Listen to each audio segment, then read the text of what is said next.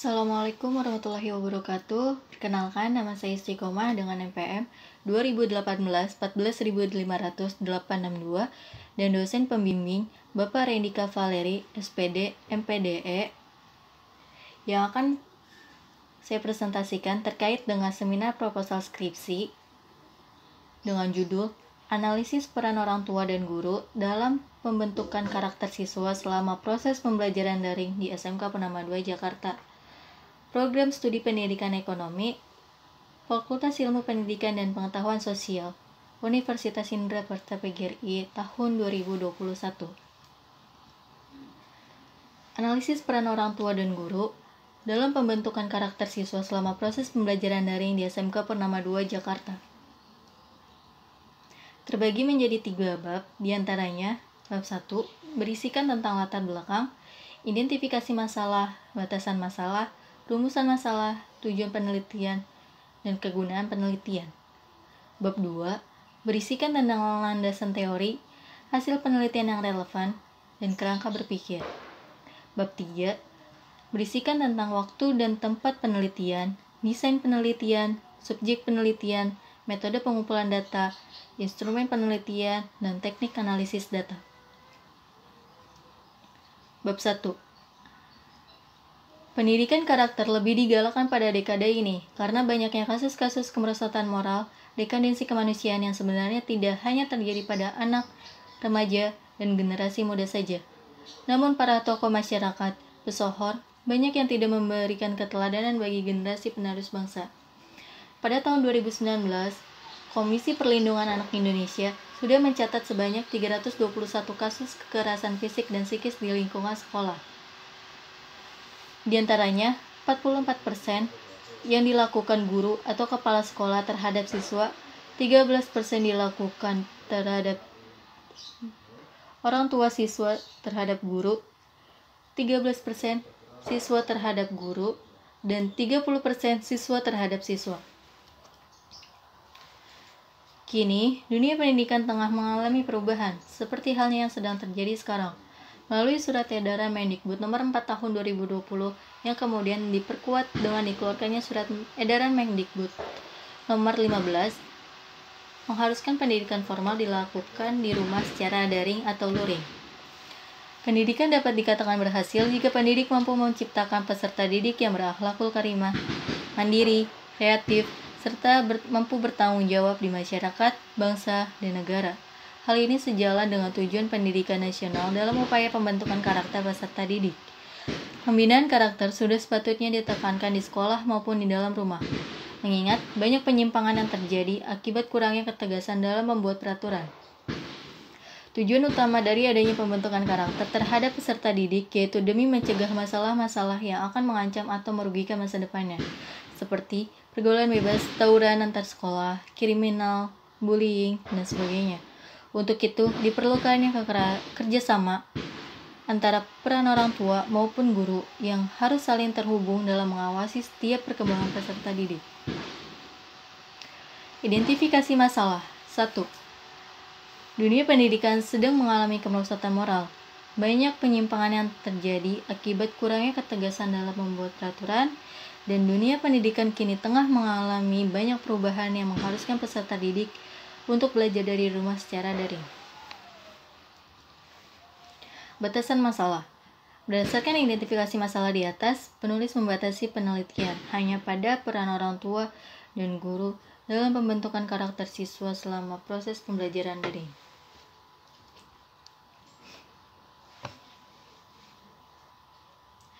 Rumusan masalah. 1. Apakah pembelajaran daring mampu membentuk karakter peserta didik secara optimal? 2. Apakah terdapat hambatan yang akan mempengaruhi pada proses pembelajaran daring peserta didik? 3. Bagaimana peran orang tua dalam membantu peserta didik pada proses pembelajaran daring? 4. Mengapa orang tua dan guru harus bekerja sama dalam membentuk karakter peserta didik selama pembelajaran daring?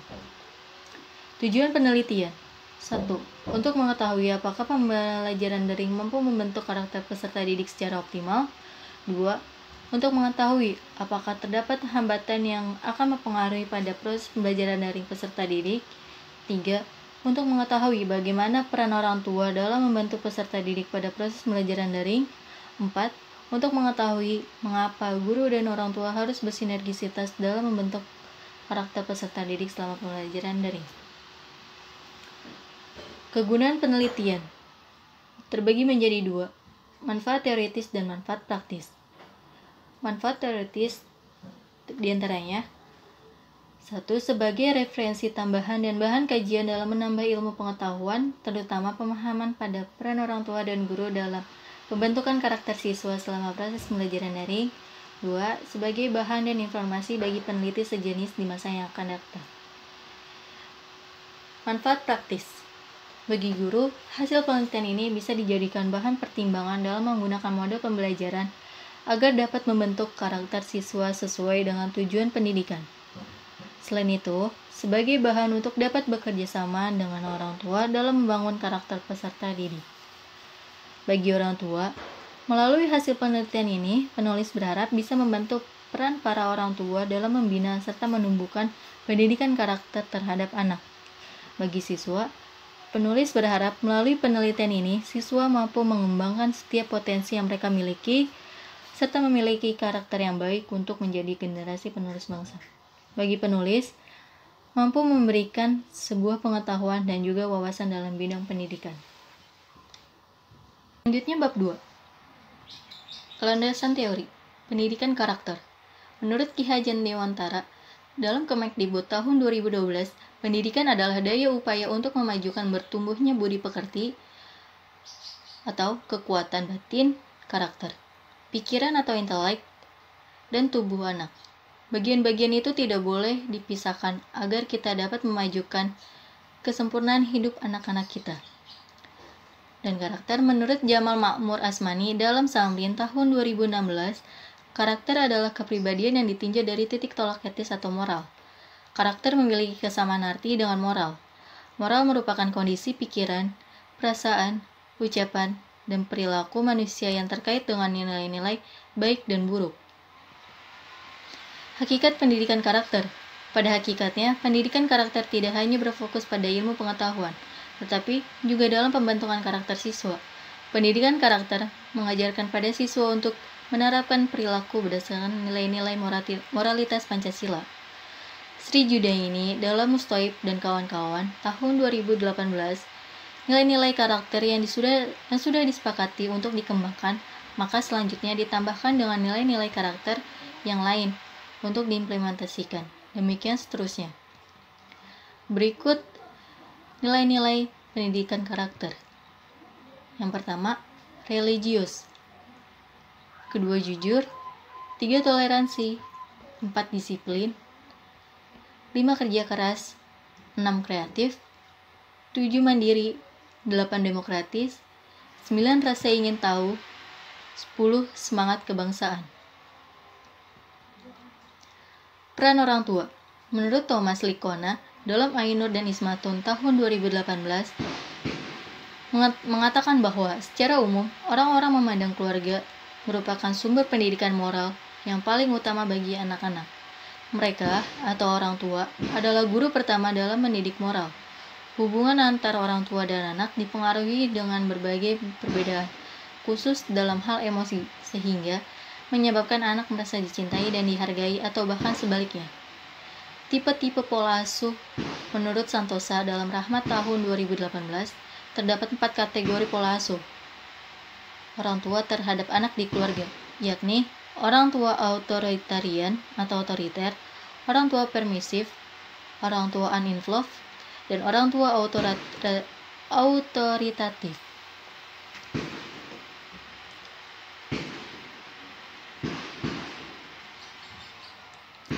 Peran guru.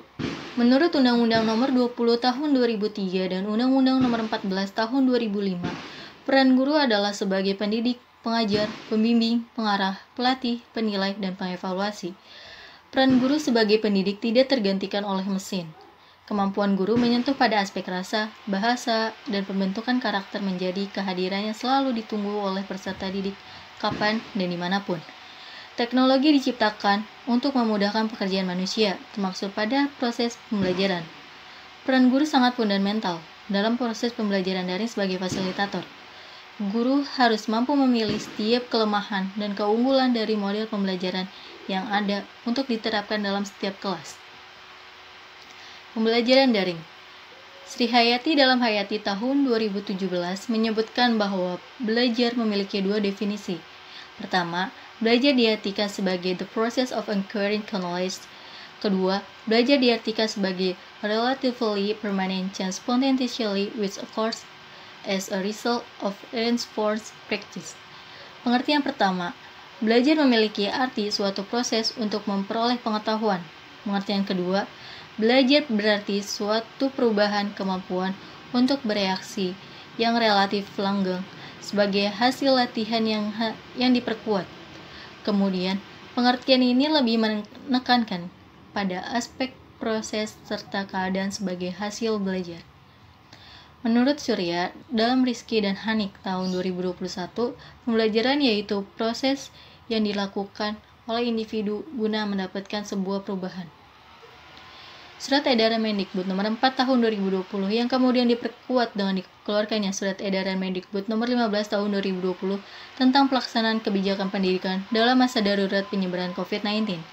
Tujuan dari adanya pembelajaran daring seharusnya pada pengembangan karakter, minat, serta kemampuan peserta didik, sehingga mampu menciptakan generasi yang terampil dan berakhlak mulia sesuai dengan tujuan pendidikan nasional. Metode pembelajaran daring. Menurut Zebua dan Suhardini tahun 2021, konseptualisasi dapat digunakan untuk membuat model, termasuk model pembelajaran. Penyusunan konseptual untuk model pembelajaran bertujuan untuk menghasilkan sebuah model konseptual dan menjadi dasar dalam mewujudkan sebuah model pembelajaran, termasuk untuk pembelajaran online. Model konseptual dibangun dengan menggunakan konsep Social Cognitive Theory atau SCT oleh Bandura pada tahun 1999 sebagai dasar untuk mengkondisikan lingkungan lembaga pendidikan sebagai sistem pembelajaran. Sistem pembelajaran tersebut disusun dengan menggunakan kerangka kerja Technological Pedagogical Content Knowledge atau TPACK. Komponen karakter oleh Licona dimaksudkan untuk memudahkan pemetaan dan penyusunan skenario dalam menyinkronkan antara tujuan pembelajaran berdasarkan materi pembelajaran dengan metode dan strategi yang akan dipilih, serta pertimbangan waktu maupun beban belajar. Komponen pedagogi dalam model ini merupakan metode dan strategi yang telah diidentifikasi karakteristiknya dan dipetakan berdasarkan capaian potensi KKL-nya. Pemetaan dan strategi berdasarkan capaian potensi KKL dapat dilihat pada tabel. Penentuan metode dan strategi pada tabel inilah yang mempengaruhi penentuan atau pemilihan komponen konten. Komponen konten ini merupakan materi dan tujuan pembelajaran yang diidentifikasikan dengan menganalisa kompetensi inti atau kompetensi dasar suatu mata pelajaran. Metode dan strategi yang dipilih harus diimplementasikan semaksimal mungkin dalam lingkungan pembelajaran online. Oleh karena itu, dibutuhkan sinkronisasi yang tepat antara metode dan strategi dengan komponen teknologi. Komponen teknologi dalam pembelajaran online melibatkan aplikasi yang dapat digunakan untuk pembelajaran online dan berbagai media pembelajaran.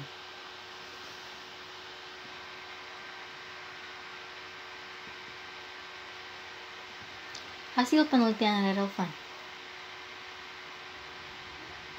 Yang pertama, Dewi Srigati dengan judul Jurnal Penelitian Membentuk Karakter Siswa di Masa Pandemi COVID-19 tahun 2019.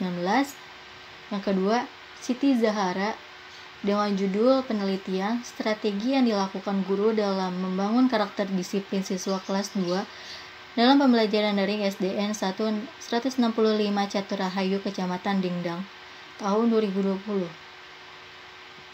Yang ketiga, Doni Dwi Anggara dengan judul Penelitian Kerjasama Orang Tua dan Guru dalam Meningkatkan Kemandirian Belajar Masa Pandemi COVID-19.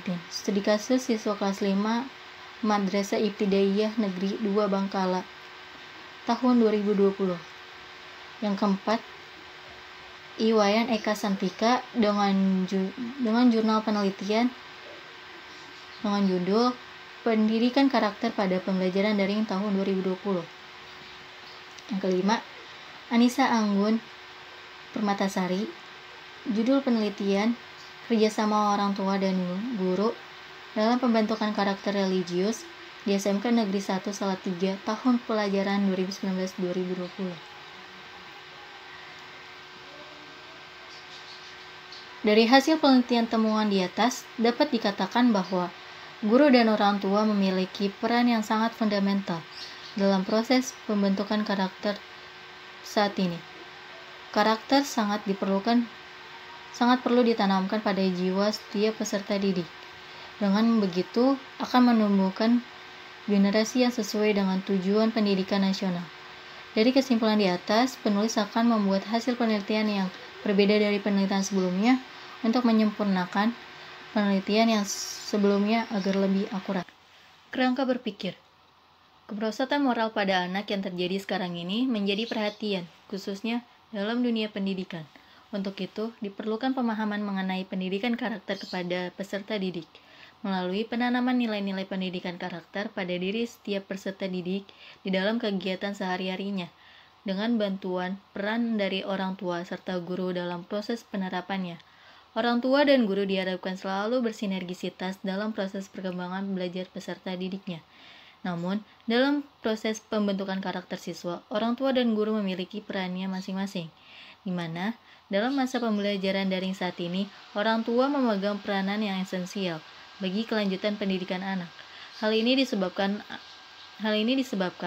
anak lebih banyak menghabiskan waktu di rumah, sedangkan guru memiliki tugas membina siswa meski tidak bertatap muka secara langsung, dan sebagai orang tua memiliki tugas membimbing anak supaya mampu mengikuti pembelajaran yang tetap diselenggarakan dalam keadaan jarak jauh. Selain itu, terdapat beberapa faktor yang dapat mempengaruhi orang tua dalam proses pembentukan karakter anak, yakni berkaitan langsung dengan pola asuh orang tua itu sendiri dalam mendidik anak. Dan sebagai seorang guru, memiliki metode pembelajaran yang tepat di dalam kelas akan membantu peserta didik dalam kegiatan belajar maupun penanaman nilai-nilai pendidikan karakter, sehingga mampu menghasilkan tujuan dari adanya sebuah sistem pendidikan yang dapat membentuk karakter siswa menjadi individu yang memiliki kognitif, afektif, serta psikomotorik yang sesuai dengan Undang-Undang Nomor 20 Tahun 2003 Pasal 3. Selanjutnya bab 3.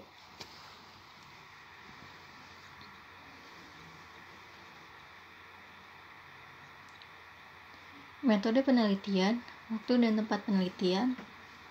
Lokasi SMK Purnama 2 Jakarta. Waktu dimulai pada Maret sampai Juni tahun 2021. Desain penelitian. Penelitian ini menggunakan metode kualitatif. Secara fundamental, penelitian kualitatif sangat bergantung pada pengamatan dan menghasilkan data deskriptif dalam bentuk kata-kata yang tertulis atau lisan dan mampu memberi rincian yang lebih mendetail tentang fenomena yang tidak dapat diberikan oleh metode lain. Subjek penelitian. Populasi tenaga pendidik di sekolah, orang tua dan peserta didik. Sampel: kepala sekolah, wali kelas 10 akuntansi 1, sebagian wali murid kelas 10 akuntansi 1, dan sebagian siswa kelas 10 akuntansi 1. Metode pengumpulan data. Yang pertama, penelitian studi pustaka. Menurut Widodo, tahun 2017 menyebutkan bahwa studi pustaka adalah kegiatan mempelajari, mendalami, dan mengutip teori-teori atau konsep-konsep dari sejumlah literatur, jurnal, makalah, koran, atau karya tulis lainnya yang relevan dengan topik, fokus, atau variabel yang ditentukan. Kedua, penelitian lapangan. Menurut Widodo, tahun 2017 menyebutkan bahwa studi lapangan meliputi penyebaran kuesioner, tes, wawancara, observasi, dan penelusuran dokumen. Untuk penelitian lapangan, peneliti menggunakan metode wawancara, observasi, dan dokumentasi.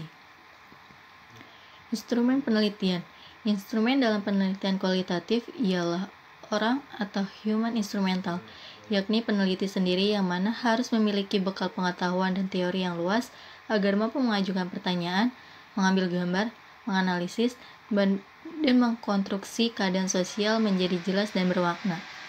Peneliti akan terjun ke lapangan sendiri pada wawancara, fokus dan seleksi data, pengumpulan data, analisis data, dan membuat kesimpulan. Menurut Sugiono tahun 2016. Instrumen yang dipilih peneliti yakni wawancara. Wawancara memiliki pedoman yang akan peneliti lakukan, yaitu dengan bentuk semi-struktur, yaitu dimulai dengan menanyakan pertanyaan yang sudah terstruktur, kemudian memperdalam satu persatu. Selanjutnya observasi, yaitu cara menganalisis dan mengadakan pencatatan secara sistematis mengenai tingkah laku dengan melihat atau mengamati kelompok perorangan secara langsung. Dokumentasi yang dibutuhkan penulis di sini adalah berupa foto, audio, serta surat-surat administrasi pada proses kegiatan belajar dan mengajar di kelas. Selanjutnya teknik analisis data. Yang pertama, reduksi data. Merangkum, memilih hal-hal yang pokok, memfokuskan pada hal-hal yang penting, dicari tema dan polanya, serta membuang yang tidak perlu. Yang kedua, penyajian data. Setelah data direduksi, maka selanjutnya penulis akan menyajikan datanya berupa uraian, bagan, hubungan antar kategori atau sejenisnya. Dan terakhir, melakukan penarikan kesimpulan. Metode analisis yang penulis gunakan berupa metode penelitian deskriptif kualitatif, artinya hasil eksplorasi atas subjek penelitian atau partisipasi melalui pengamatan dan wawancara mendalam dan diekspresikan dalam catatan kualitatif. Kesimpulan dalam penelitian kualitatif yang diharapkan adalah temuan baru yang sebelumnya belum pernah ada. Sekian hasil presentasi seminar proposal skripsi dari saya. Kurang lebihnya mohon maaf. Terima kasih. Wassalamualaikum warahmatullahi wabarakatuh.